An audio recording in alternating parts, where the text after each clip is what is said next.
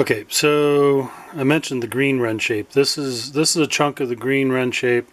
I don't know what the number is, but I know I have a ton of it. So me and a few guys from RCSB bought a sheet of it, which is something like a 4x8 sheet by 4 inches thick, and you end up with enough of this stuff to last, I don't know, 3 lifetimes. Anyway, I took a piece of this and took a Forstner bit, 3/8 inch Forstner bit, and drilled down about 1/8 of an inch into this block. This is a 3/8 inch dowel, epoxied in place, and I've done all that because my intention is to machine something out of this. So hang on. So with all things square, we must first start by making them round.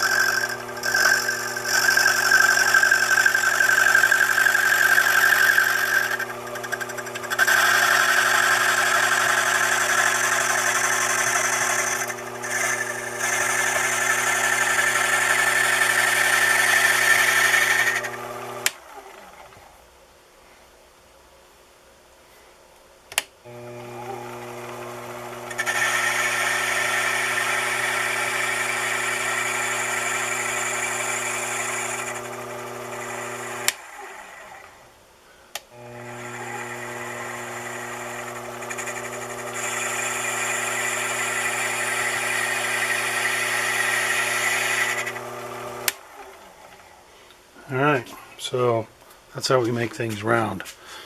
My concern though is that this piece may not be big enough, so I may have to start over. Okay, so I mentioned the green stuff, the green wren shape. There's a chunk of it here. And so this is going to be the elevator trim wheel inside the cockpit. And so need to find the center of this. So I'm sure most of you, if not all of you, know how to find the center here. Just draw a couple of diagonals.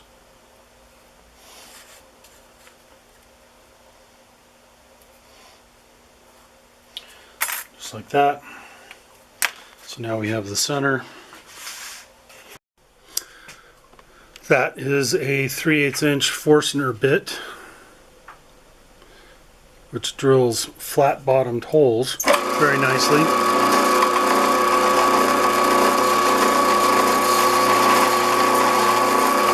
I just want to go down about 1/8 of an inch.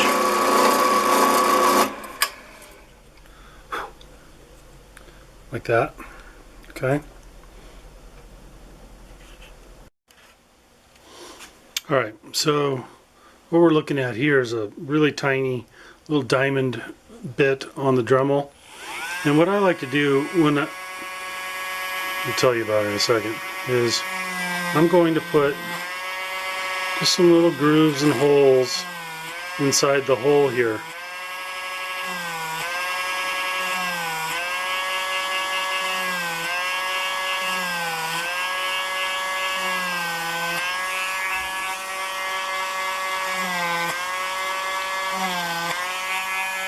You've seen me do this before with resin components and hardwoods and stuff like this.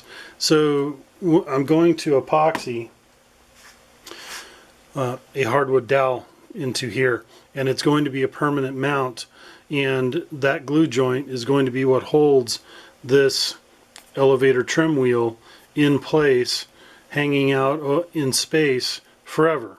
And so I want this glue joint to be good enough to last forever.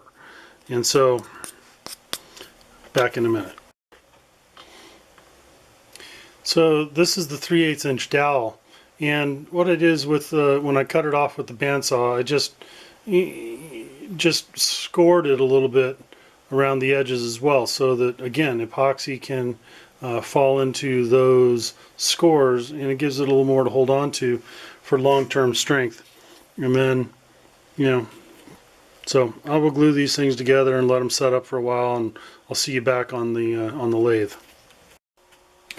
Alright, so if I didn't mention it earlier, I will mention it now. So I think we took a look at this piece that I was turning down from a square piece in order to make a round piece. And this ultimately, I didn't start with a big enough square piece. This is not big enough in diameter to do what I want to do. And so I've made a new one. This is much bigger and far too big for what I need to do. So I've turned it from a much bigger square piece down to it's round at the moment, and now I'm going to face off this and make a nice flat face, because you can see how it wobbles.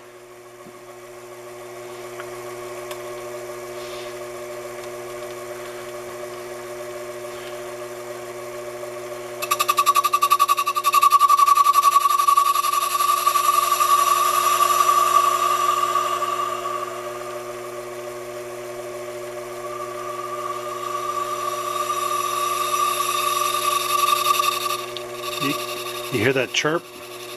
That means that it's not yet nice and smooth. Now there's no chirp. It's just one steady tone. So the unevenness has been removed.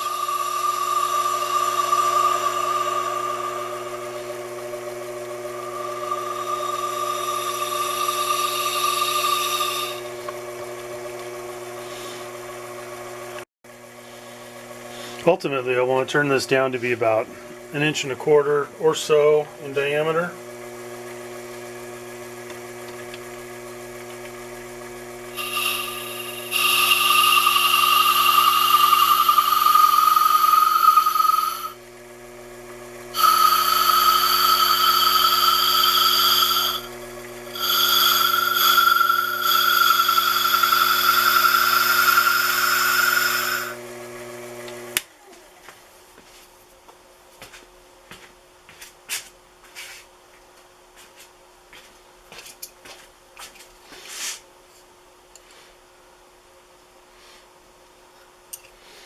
.355.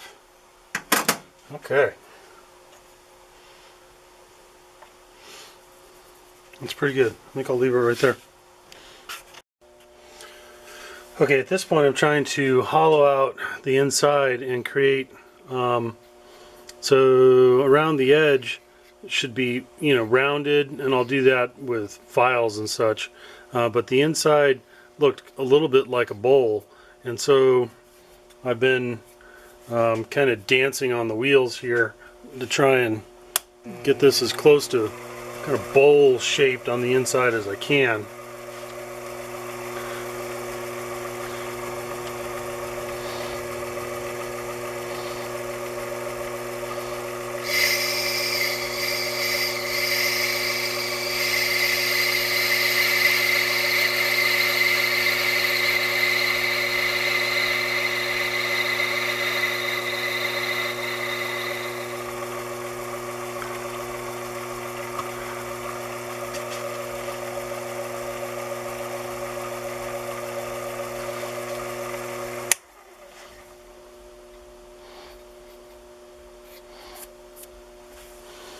Okay, I think I can be happy with that.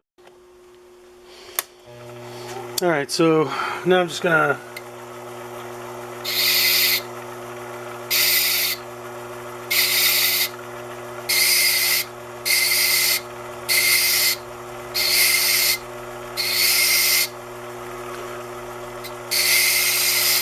file a nice round edge on it. Just like that. Maybe smooth out the backside a little bit.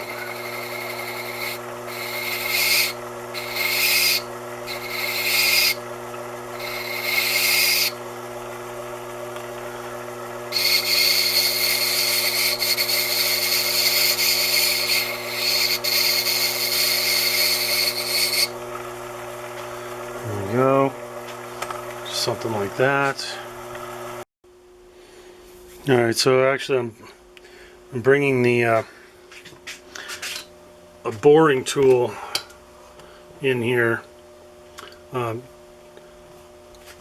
So although I'm pretty happy with it, I just want to put a little sharper edge where the roundness of, you know, like where the fingers grab onto this, I would like to make a little more definition where the roundness ends and the metal of the interior bowl kind of begins.